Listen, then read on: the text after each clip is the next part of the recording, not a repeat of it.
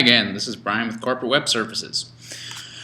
Today's video is going to be about migrating your old email over to Mailbox. This isn't going to be relevant to a lot of our newer clients, and of course it's September in 2012, so if you've signed on with CWS after that, you're not going to need to worry about it. But for some of our older clients, you may be on an older mail server, you may be been with us a long time, and over time the hardware that you were on is going to start breaking down, and maybe security is not the greatest, so we want to get you guys into a newer environment. And that new environment we call, at CWS, we call that our Mailbox, mailbox.cws.net, and that's our brand new email server that's got a lot of nice things about it. Better security, better reliability, much nicer hardware, and the ability to generally just operate in a much better environment. It's also separated out from the web hosting, so if your website goes down, your email still works, and it's just better all around. So today, we're going to show you how to migrate. Now, there's a part of this that has to be done on the CWS side, so we have to go in and, port your mail over to the new environment. But once we do that, our clients need to change settings in their preferred email program. So today I'm going to show you in Outlook how to switch over to the Mailbox environment. Now again, if you haven't contacted us about it and we haven't made the switch for you on our end, don't do this. This is only for after we've made that switch for you. And again, if you'd like to get switched over to the new email environment and you're a long-time client with us, then as always, send an email to support@cws.net. So I've got Outlook open here, and in order to make the changeover, we're going to have to go in and verify our settings. We're probably going to need to change a few settings. For some of our clients, you'll be able to leave things as they are and you won't need to change anything. However, if for some reason after the migration it's not working for you, this is going to go through and show you what to do and what to change and what things need to be to get you back up and running. So the first thing we're going to do is we're going to go up to Tools, then we're going to go down to Account Settings, click on that, and that brings up a new window. Once we've got this window open, we're going to locate our account.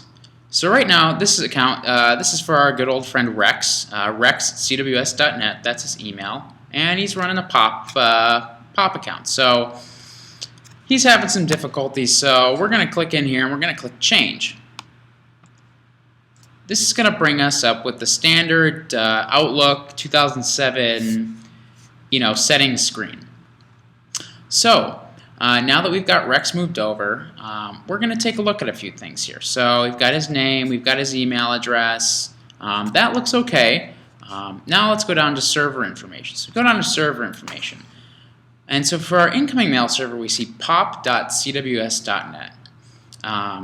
Now this might be for you pop.localplumbing.com or something like that. But in an effort to, and this might work for you, but in an effort to standardize our clients so we can provide better support, we're trying to get all the Outlook and email client configurations to be fairly uniform. So as a best practice, we're going to go ahead and change this incoming mail server to something else. So I'm going to get rid of that, and I'm going to enter mailbox.cws.net. And that's going to make sure that you're using the right mail server, the new mail server. Now we're going to look at the outgoing mail server, and it looks like we've got a bunch of numbers in the outgoing mail server. That's no good. That looks like an IP address. And the problem with that is sometimes server IP addresses change, and we change the name of them, like this URL here, but we don't always keep the IP address the same. So we're going to get rid of that. And we're going to put in mailbox.cws.net again. So make sure that both the incoming and the outgoing are mailbox.cws.net. And then we're going to go down to the username here. So for the username, I've got, looks like just Rex in there.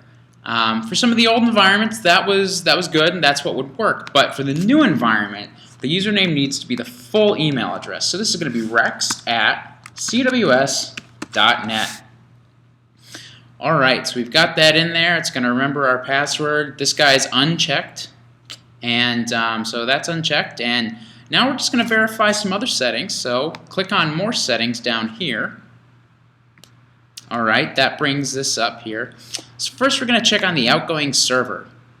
Alright, now this looks like it's going to be a bit of a problem. So this is good that this is checked. My outgoing server requires authentication. We need that. But what's a problem is this down here, this username.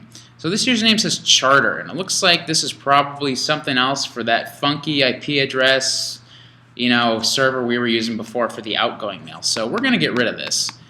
And for the username, you're just going to put in your full email address. So in my case, that's rex@cws.net, and then your password.